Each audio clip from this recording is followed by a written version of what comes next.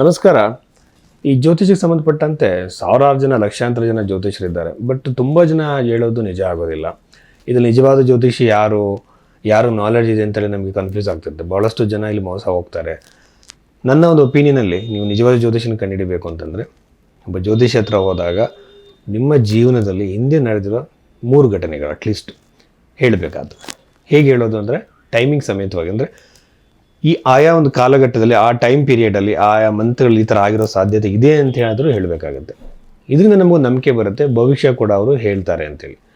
ಒಂದೊಂದು ಸಲ ನಾವು ಕೊಟ್ಟಿರೋ ಬರ್ತ್ ಟೈಮ್ ಸರಿ ಇರೋದಿಲ್ಲ. ಆ ಬರ್ತ್ ಟೈಮ್ನ ಅವರು ರೆಕ್ಟಿಫೈ ಮಾಡಬೇಕು.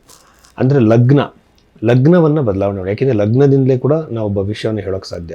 ಲಗ್ನದಲ್ಲಿ ಬದಲಾವಣೆ ಮಾಡೋದಕ್ಕೋಸ್ಕರ ನಿಮ್ಮ ಜೀವನದಲ್ಲಿ ನಡೆದ ಘಟನೆಗಳನ್ನ ನೋಡಿ ತಿದ್ದಿ ನಿಮ್ಗೆ ಈ ಲಗ್ನ ಅಂತ ಕಂಡುಹಿಡಬೇಕು. ನೀವು ಕೊಟ್ಟಿರೋ ಟೈಮನ್ನೇ ಹಾಕಿ ನಿಮ್ಮ ಜಾತಕವನ್ನು ಹೇಳೋದು ಅಷ್ಟು ಸರಿಯಲ್ಲ. 3ನೇದು ಪರಿಹಾರ ಹೇಳುವಾಗ ಬೃಹತ್ ಪರಾಶರ ಹೊರಶಾಸ್ತ್ರದಲ್ಲಿರುವಂತಹ ಪರಿಹಾರವನ್ನು ಹೇಳಬೇಕಾಗುತ್ತೆ. ಆ ಪೂಜೆ, ಈ ಪೂಜೆ, gem stones, numerology, tarot card, ಕರಂಗುಲಿ ಮಾಲ, ಆಮೇಲೆ ದೊಡ್ಡ ದೊಡ್ಡ ಹೋಮಗಳನ್ನು ಸಜೆಸ್ಟ್ ಮಾಡ್ತಿದ್ರೆ ಇದು ನಿಜವಾದ ಜ್ಯೋತಿಷ ಪದ್ಧತಿ ಅಲ್ಲ. ಏಕೆಂದರೆ ಬೃಹತ್ ಪರಾಶರ ಹೊರಶಾಸ್ತ್ರದಲ್ಲಿ ಕೇವಲ ದಾನ ಮತ್ತು ಮಂತ್ರ ಜಪಗಳ ಬಗ್ಗೆ ಹೇಳಿದೆ. ಅದನ್ನ ಯಾರು ಬೇಕಾದ್ರೂ ಮಾಡ್ಕೋಬೋದು. ಇದ್ರ ನಂತರದಲ್ಲಿ ಜ್ಯೋತಿಷದು ನಿಮ್ಮ ಭವಿಷ್ಯವನ್ನೇ ಚೇಂಜ್ ಮಾಡ್ತೀನಿ ಅಂತ ಹೇಳಬಾರ್ದು. ನಿಮ್ಮ ಒಂದು ಕರ್ಮಕ್ಕೆ ಅನುಸಾರವಾಗಿ ಆಯಾ ಟೈಮ್ ಪೀರಿಯಡಲ್ಲಿ ಯಾವುದು ಒಳ್ಳೆಯದು ಕೆಟ್ಟದ್ದು ನಡೆಯೋ ಸಾಧ್ಯತೆ ಇದೆ ಅಂತ ಮಾತ್ರ ಹೇಳಬೇಕಾಗುತ್ತೆ. ಭವಿಷ್ಯವನ್ನು ಯಾರೂ ಚೇಂಜ್ ಮಾಡೋಕ್ಕೆ ಸಾಧ್ಯ ಆಗಲ್ಲ. ಸೊ ಇಷ್ಟೆಲ್ಲ ಗಮನದಲ್ಲಿಟ್ಕೊಂಡು ನೀವು ಜ್ಯೋತಿಷ್ಯವನ್ನು ಕೇಳಬೇಕಾಗತ್ತೆ. ಮತ್ತು ಕೆಲವು ಸಂದರ್ಭದಲ್ಲಿ ಏನು ಮಾಡ್ತಾರೆ ಅಂದರೆ 10 ನಿಮಿಷದಲ್ಲಿ 20 ನಿಮಿಷದಲ್ಲಿ ಎಲ್ಲ ಇಡೀ ಕುಟುಂಬದವ್ರದ್ದೇ ಜ್ಯೋತಿಷ್ಯ ಹೇಳ್ಬಿಡ್ತಾರೆ ಕೆಲವರು. ಅದು ಸಾಧ್ಯನೇ ಇಲ್ಲ. ಯಾಕೆಂದರೆ ಒಂದು ಜಾತಕವನ್ನು ಟೈಮ್ ತೊಗೊಂಡು ಅನಲೈಸ್ ಮಾಡಬೇಕು. ಯಾಕೆಂದರೆ ಲಗ್ನ ಕುಂಡಲಿ, ನವಾಂಶ ಕುಂಡಲಿ ಹತ್ರ ಷೋಡಶ ವರ್ಗಗಳಿದೆ. ಆಮೇಲೆ ಅಷ್ಟಕ ವರ್ಗಗಳನ್ನ ನೋಡಬೇಕಾಗತ್ತೆ. ಮ್ಯಾನ್ಯಲ್ ಕ್ಯಾಲ್ಕುಲೇಷನ್ಗಳು ಮಾಡಬೇಕಾಗತ್ತೆ.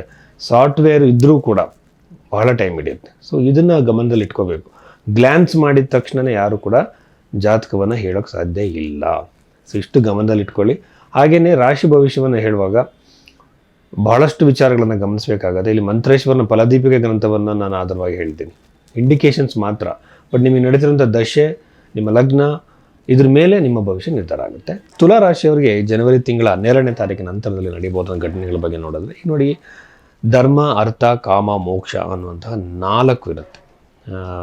ಈ ಒಂದು ವಿಚಾರವನ್ನು ನೋಡೋದಾದರೆ, ಯಾವ ಒಂದು ಮನೆಯಲ್ಲಿ ಗ್ರಹಗಳು ಅತಿ ಹೆಚ್ಚಾಗಿ ಕಾನ್ಸಂಟ್ರೇಟ್ ಆಗಿದ್ದಾವೆ, ಹೆಚ್ಚಾಗಿದ್ದಾವೆ, ಅಸ್ತಿತ್ವವಾಗಿದ್ದಾವೆ ಅನ್ನೋದ್ರ ಮೇಲೆ ವ್ಯಕ್ತಿಯ ಜೀವನ ಯಾವ ಡೈರೆಕ್ಷನಲ್ಲಿ ಹೋಗುತ್ತೆ ಅಂತ ಹೇಳೋದು. ಈಗ ಫಾರ್ ಎಕ್ಸಾಂಪಲ್, ಒಬ್ಬ ವ್ಯಕ್ತಿದು ಅರ್ಥಸ್ಥಾನದಲ್ಲಿ, ಅಂದರೆ 2ನೇ ಸ್ಥಾನದಲ್ಲಿ ಗ್ರಹಗಳು ಜಾಸ್ತಿ ಕಾನ್ಸಂಟ್ರೇಟ್ ಆಗಿದೆ, ದುಡ್ಡಿಗೋಸ್ಕರ ಲೈಫ್ ಪೂರ್ತಿ ಅವರು ಹೋಗ್ತಾರೆ.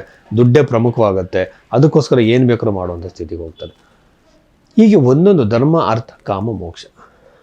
ಸೊ ಇಲ್ಲಿ 3ನೇ ಮನೆಯಲ್ಲಿ ಗ್ರಹಗಳು ಹೆಚ್ಚಾಗಿರೋದ್ರಿಂದ, ಬಟ್ ಎಲ್ಲರದು ಇದು ನಾನು ಏನು ಹೇಳ್ತೀನಿ ಅಂದರೆ, ಜನ್ಮ ಜಾತಕದಲ್ಲಿ ಇರುವಂತಹ ಗ್ರಹಗಳಿಗೆ ಮಾತ್ರ ಜಾಸ್ತಿ ಇಂಪಾರ್ಟೆನ್ಸು ನಾವು 90% ಕೊಡಬೇಕಾಗುತ್ತೆ.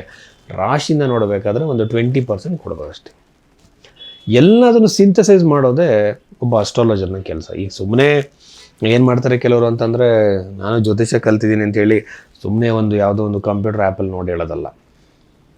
ಗ್ರಹಗಳ ಸಂಯೋಜನೆನ ಅರ್ಥೈಸಿ ಹೇಳಬೇಕಾಗತ್ತೆ. ಇದು ಅಷ್ಟು ಸುಲಭ ಅಲ್ಲ. ಮನುಷ್ಯನ ವ್ಯಕ್ತಿತ್ವನೇ ಬಹಳ ಕಾಂಪ್ಲಿಕೇಟೆಡ್. ಹಲವಾರು ಸಾವಿರಾರು ಆಲೋಚನೆಗಳು ನನ್ನ ಮನಸ್ಸಲ್ಲಿ ಬರ್ತಿರುತ್ತೆ. ಇದ್ರ ಬಗ್ಗೆ ಇನ್ನೂ ಸಂಶೋಧನೆಗಳಾಗ್ತಾಯಿದೆ. ಈಗ 3ನೇ ಮನೆ ಇರೋದ್ರಿಂದ ನನ್ನ ಪ್ರಕಾರ ಅನವಶ್ಯಕ ಸಂಚಾರ, ಓಡಾಟಗಳು, ಕಿರಿಕಿರಿಗಳು, ಸಿಬ್ಲಿಂಗ್ಸ್ ಅಂದರೆ ತಮ್ಮಂದರಿಂದ ತಂಗಿಯರಿಂದ ಅವರಿಗೆ ಅನ್ಯ ನೋವುಗಳು, ಪ್ರಾಪರ್ಟಿ ಡಿಸ್ಪ್ಯೂಟ್ಗಳು ಬರೋ ಸಾಧ್ಯತೆಗಳು ಇವೆಲ್ಲ ಹೆಚ್ಚಾಗಿರುತ್ತೆ. ಸ್ಪೋರ್ಟ್ಸಲ್ಲಿರುವಂಥವ್ರಿಗೆ ಬಹಳ ಒಂದು ಒಳ್ಳೆಯ ಗೆಲುವನ್ನು ತಂದುಕೊಡುತ್ತೆ ಈ ಟೈಮ್ ಪೀರಿಯಡಲ್ಲಿ. ಈ ರಾಶಿಯವರಿಗೆ ಯೂಶ್ವಲ್ ಆಗಿ, ತುಲಾ ರಾಶಿಯವರಿಗೆ, ಈ ರಾಶಿಯವರು ಯೂಶ್ವಲ್ ಆಗಿ ಸ್ಪೋರ್ಟ್ಸಲ್ಲಿ ಕಡಿಮೆ ಇರ್ತಾರೆ. ಇದ್ದರೆ ಬಹುಶಃ ದೊಡ್ಡ ಮಟ್ಟದ ಸಕ್ಸಸ್ಸು ನನಗೆ. ಯಾಕೆಂದರೆ ಆಗ್ರಹವಿರೋದು ಯಾವುದೇ ಥರ ಸ್ಪೋರ್ಟ್ಸ್, ಇಂಡೋರ್ ಔಟ್ಡೋರ್ ಗೇಮ್ ಯಾವುದೇ ಆದರೂ ಯಶಸ್ಸು ಸಾಧಿಸ್ತೀರಾ ಅಂತ ಹೇಳ್ಬೋದು. ನಾನು ನೋಡಿರೋ ಪ್ರಕಾರ ದೊಡ್ಡ ಅಥ್ಲೇಟ್ಸ್ ಆಗಿರ್ಬೋದು, ಕ್ರಿಕೆಟರ್ಸ್ ಆಗಿರ್ಬೋದು, ಅವ್ರಿಗೆಲ್ಲರೂ ಕೂಡ 3ನೇ ಮನೆ ಸ್ಟ್ರಾಂಗ್ ಆಗಿರುತ್ತೆ. Without the strength of the third house ಅವರು ಅದನ್ನು ಅಚೀವ್ ಮಾಡೋಕ್ಕೆ ಸಾಧ್ಯನೇ ಆಗಲ್ಲ. ದೊಡ್ಡವರು, ನಾನು ಅದ್ರ ಬಗ್ಗೆ ಆರ್ಟಿಕಲ್ಸು ಬರೆದಿದ್ದೀನಿ, ಪ್ಲಸ್ ಆ ವಿಡಿಯೋಸು ನಿಮಗೆ ಅವೈಲಬಲ್ ಇದೆ bhairaviastro.com. ಸೊ ಇದು ಥರ್ಡ್ ಹೌಸ್ ಆಯಿತು. ಇನ್ನು 6ನೇ ಮನೆ, 7ನೇ ಮನೆ ಇವೆಲ್ಲ ನೋಡ್ತಾ ಇದ್ದರೆ ನನ್ನ ಪ್ರಕಾರ ವಿವಾಹ ಬಹಳ ವಿಳಂಬ, ಸಂಬಂಧಗಳು ಬರೋ ಸಾಧ್ಯತೆ ಕಡಿಮೆ. ಆದರೆ ಕೆಲವು ಪರಿಹಾರಗಳಿದೆ. ಈಗ ಬೃಹತ್ ಪರಾಶರ ಹೊರಶಾಸ್ತ್ರ ಇರುವಂಥ ಸಿಂಪಲ್ ಪರಿಹಾರಗಳನ್ನು ಮಾಡೋದ್ರಿಂದ ನಿಮಗೆ ವಿವಾಹ ಸರಿಯಾಗಿರೋ ಟೈಮಿಗೆ ಪ್ರಾಪ್ತಿಯಾಗೋ ಸಾಧ್ಯತೆ ಇರುತ್ತೆ. 2, ಎಲ್ಲ ಕರ್ಮಗಳನ್ನು ಚೇಂಜ್ ಮಾಡೋಕ್ಕಾಗಲ್ಲ, ಕೆಲವನ್ನ ಬದಲಾವಣೆ ಮಾಡ್ಕೋಬೋದು. ಅದಕ್ಕೆ ಮಂತ್ರ ಪರಿಹಾರಗಳು ಸಿಂಪಲ್, ನೀವೇ ಮಾಡ್ಕೋಬೋದು. ಅದಕ್ಕೇನು ನೀವು ಲಕ್ಷಾಂತರ ರೂಪಾಯಿ ಖರ್ಚು ಮಾಡಿ ಪೂಜೆ ಮಾಡಿಸೋ ಅಗತ್ಯ ಏನಿಲ್ಲ. ಈಗ ಪೂಜೆಗಳೆಲ್ಲ ಇಷ್ಟು ಕಾಸ್ಟ್ಲಿ ಆದರೆ ಬಡವರೆಲ್ಲ ಮತ್ತೆ ಏನು ಮಾಡಬೇಕು? ಅವರು ಆ ಸಮಸ್ಯೆಗಳು ಪರಿಹಾರ ಮಾಡ್ಕೊಳ್ಳೋದು ಹೇಗೆ? ಇದನ್ನೆಲ್ಲ ಗಮನಿಸಬೇಕಾಗತ್ತೆ ನಾವು.